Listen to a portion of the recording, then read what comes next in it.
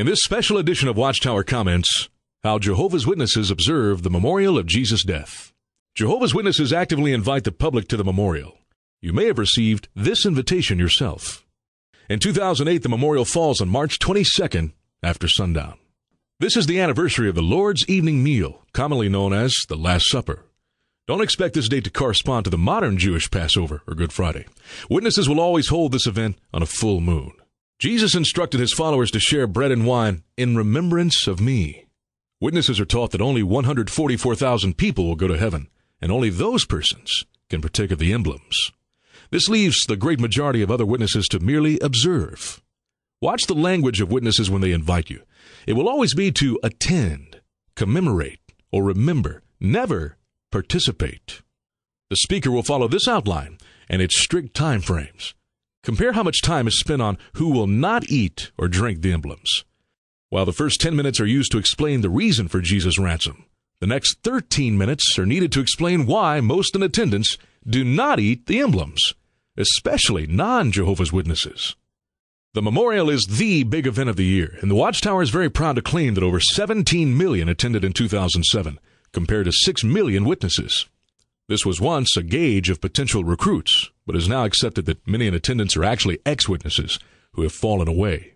In fact, 61% of new growth has gone missing in the last 5 years. After a brief explanation of what the emblems mean, plates of unleavened bread and cups of wine are solemnly passed to everyone in attendance. Very few, if any at all, will eat or drink, for doing so proclaims that the person has been chosen for heaven. Most witnesses hope to be resurrected on earth and do not believe that they are part of the agreement Jesus made with the apostles at the Last Supper. Eating the bread and wine is not taken lightly. What if some individuals who lack this call have been partaking of the memorial emblems? Now aware that they never had the heavenly hope, surely their conscience will compel them to stop partaking. God would not look with favor upon anyone representing himself as a person called to be a heavenly king and priest, when he knew that he really did not have such a calling. Jehovah executed the Levite Korah for presumptuously seeking the Aaronic priesthood. If any Christian comes to realize that he has wrongly partaken of the memorial emblems, he or she should stop partaking and humbly pray for Jehovah's forgiveness. However, since the last memorial in 2007, the Watchtower has changed its doctrine, no longer restricting those who claim to go to heaven. This year, it's expected that many more will partake of the emblems, following a recent trend that has this group increasing at a greater rate than witnesses in general. Finally, another 8 minutes is taken recruiting guests to be baptized as Jehovah's Witnesses. At this point, it's apparent that the memorial is simply an infomercial for the Watchtower. If you attend, notice how little of this event is about Jesus and is instead focused on recruiting new members. Watch for elders posted to target guests. The elders will take note of the new ones who attend the memorial and make arrangements for qualified publishers to visit them soon afterward to review the refreshing things they learned and observed. Endeavor to obtain names and addresses of any visitors.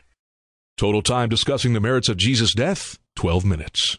Total time explaining why you should not participate, but still become one of Jehovah's Witnesses, 21 minutes. Taking a sip anyway? Priceless. Drink out of it, all of you, for this means my blood of the covenant, which is to be poured out in behalf of many for forgiveness of sins. Watchtower Comments is produced by an active member of Jehovah's Witnesses. This video is not authorized or endorsed by the Watchtower Bible and Tract Society.